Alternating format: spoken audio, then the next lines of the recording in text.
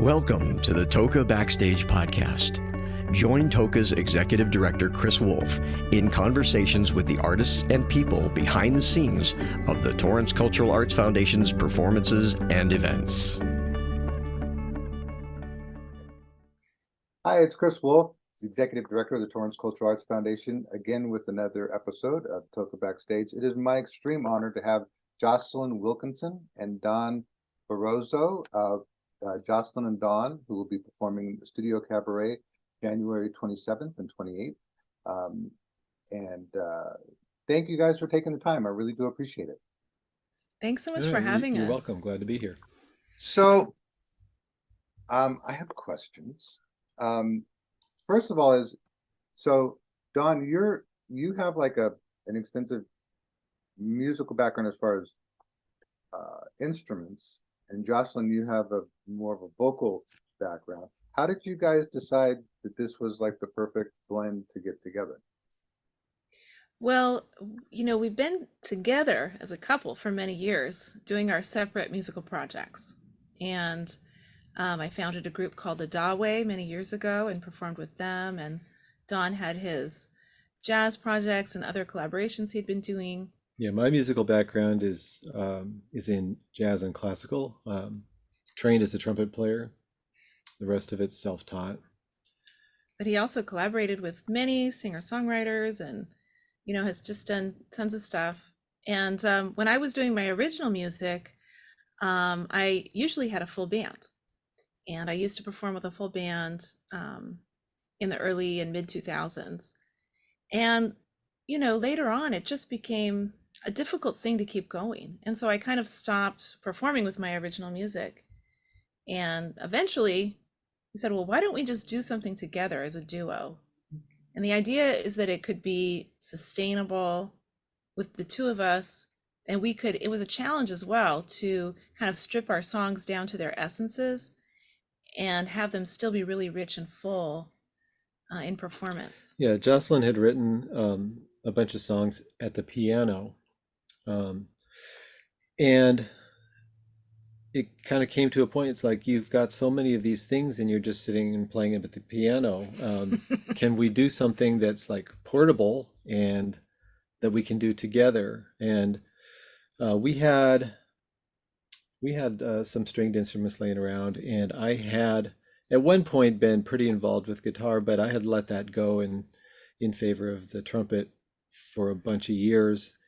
And so we decided that Joselyn would pick up the uke and I would play the guitar, and we would just try to make some arrangements of these things that had been written at piano.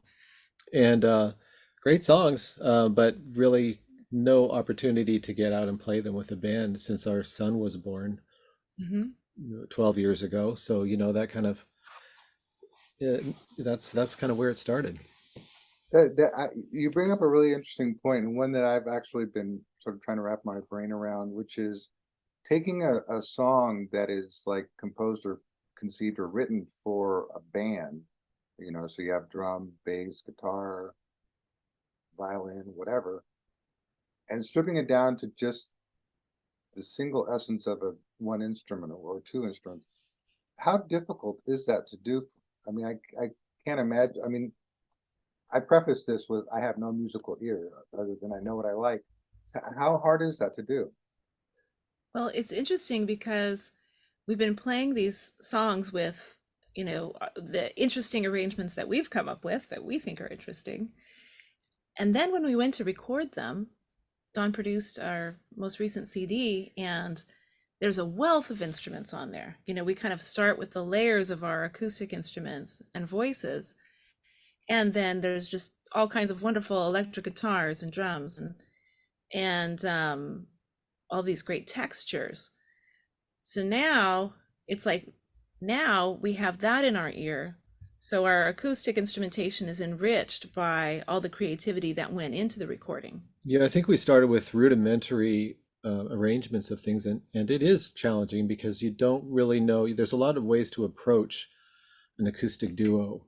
A lot of styles you can come at it from, and we started with one approach, and as we started to flesh things out, we kept evolving and realizing that we could, other things worked, experimenting um, and then, the other challenge of a duo is that you've got to be able to be engaging rhythmically, melodically, all these parts that you develop as you're making a multi-track recording. You try to fit as many in as you can, but you're just two people.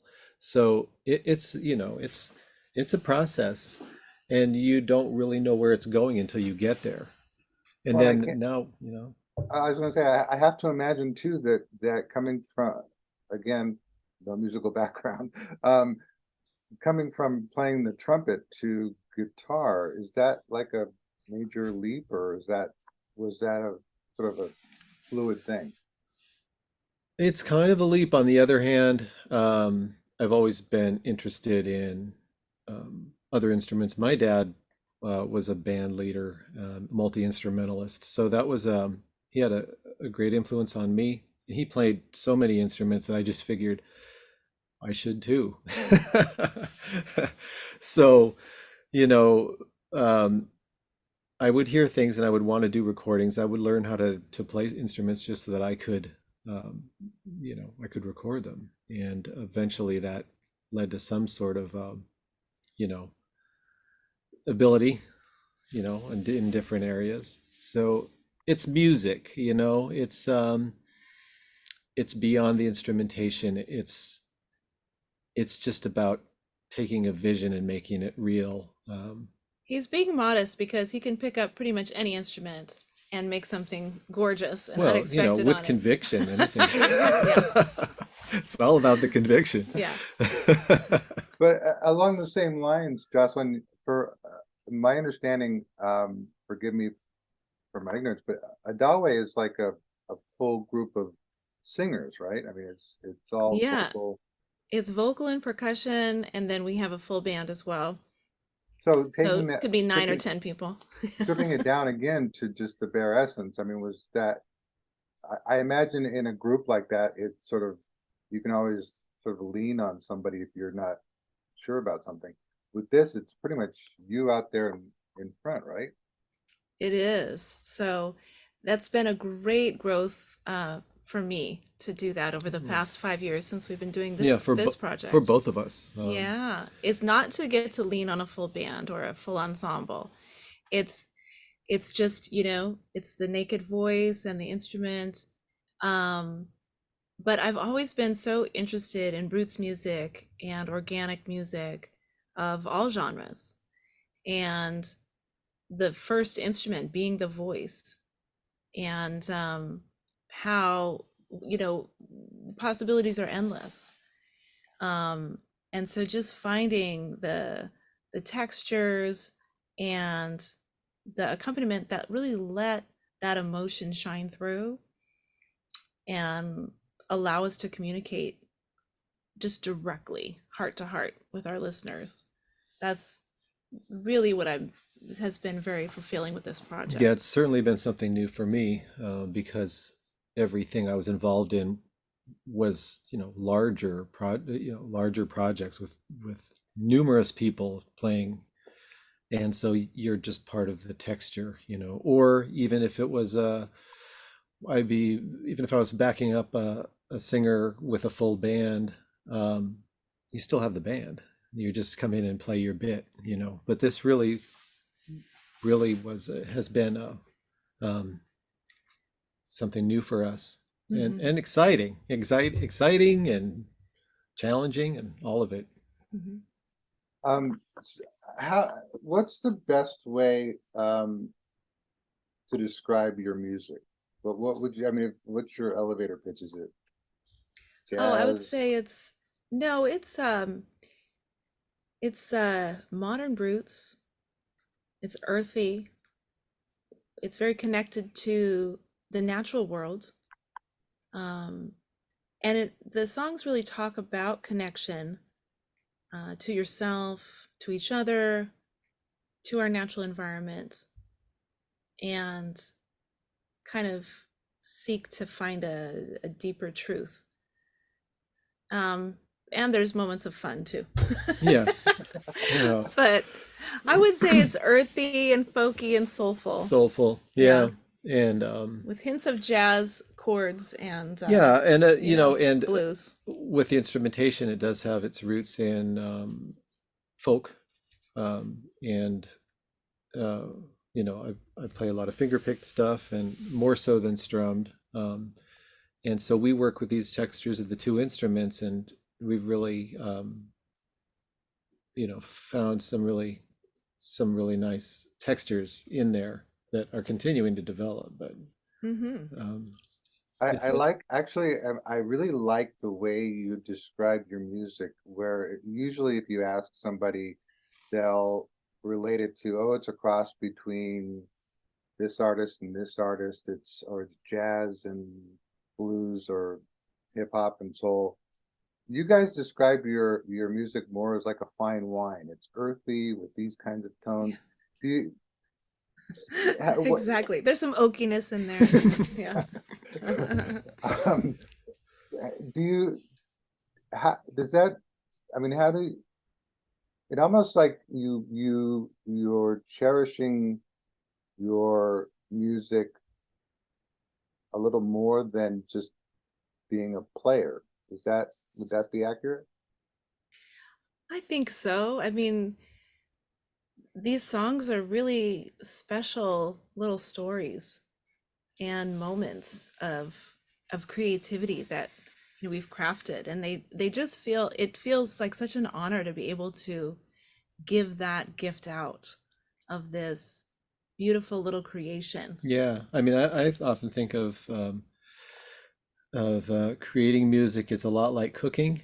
It's a The analogy is sort of you have a pantry, you have flavors, you have things that you've got sort of in your toolkit, and you're creating something beautiful.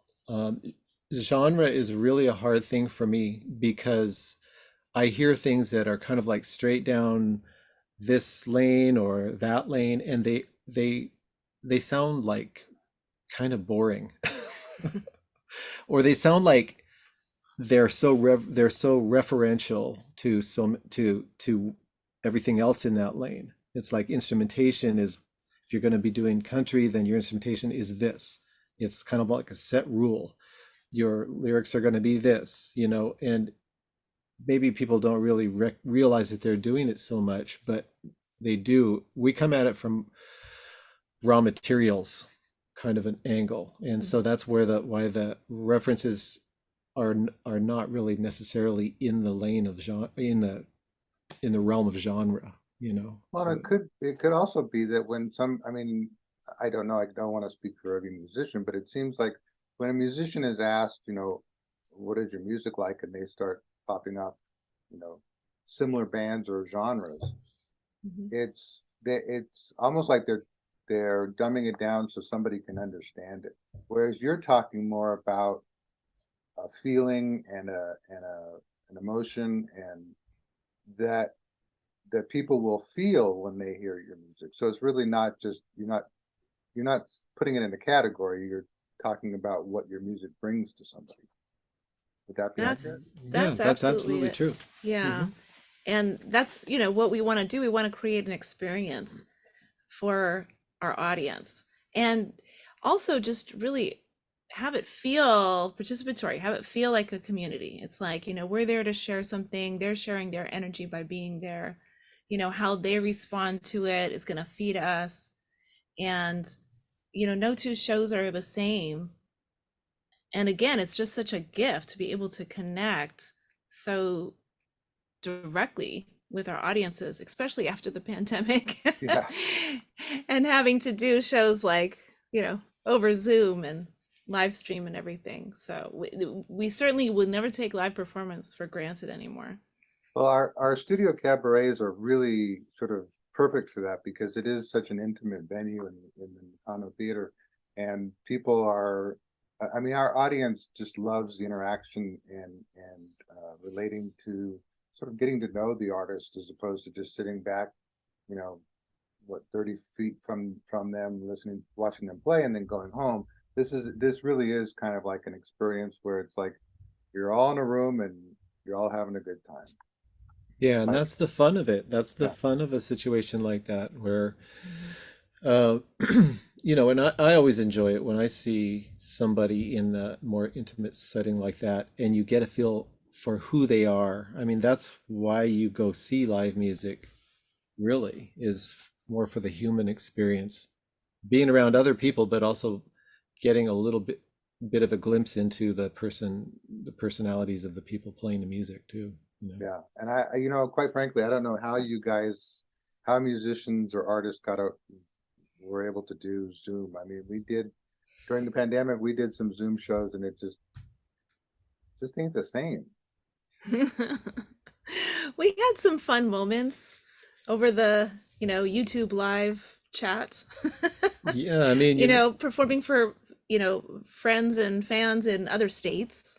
Yeah, That was kind of fun it to was reconnect that fun, way. and oddly for us, we had only done a handful of things live before the pandemic happened. Well, that's As as the duo. the Uh-huh. duo, Yeah. and Mhm. so you know, a lot of the development sort of happened during the pandemic in the live things. It was a lot to put together, trying to make sure that your camera's right and your audio's right and all of this stuff. And yeah. It's interesting. People,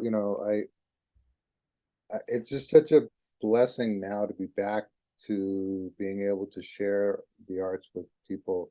I mean, and it's interesting that people they're so hungry for it. And quite frankly, I mean, there's so many options, whether virtual streaming, television, whatever. But I think people now are really hungry for that personal connection, like you say. Mhm. Um, but I know you guys are going to enjoy our cabaret. We're really proud of it. Um, I can't I, wait. Yeah, I'm can't wait. curious, Very excited. talking about the feelings that people have. What do you want people to walk away with from a concert of yours? What's the feelings that you really hope that they walk away with? Well, I hope they are thoroughly entertained. Community, I Yeah. would say, Hmm. that we've shared something real about ourselves and created some, an environment musically that brings everybody into it. And a lot of our songs are, speaking about this kind of deeper connection, this kind of reconnecting to our own true nature, true spirit, creativity. So I hope that our music helps to open up that channel Yeah, in our audience members. and inspire, Yeah. I would love to see a handful of people that go away from our shows say, I got to get a guitar. I got to, a ukulele. That would be great. I should get one of those. That everybody feels like those things are something they can do and they should do, Yeah. I think we get to do a songwriting workshop with you, right? Oh, that's right. Yeah, yeah. Yeah. Um, that'll be fun for sure. Yeah. Yeah.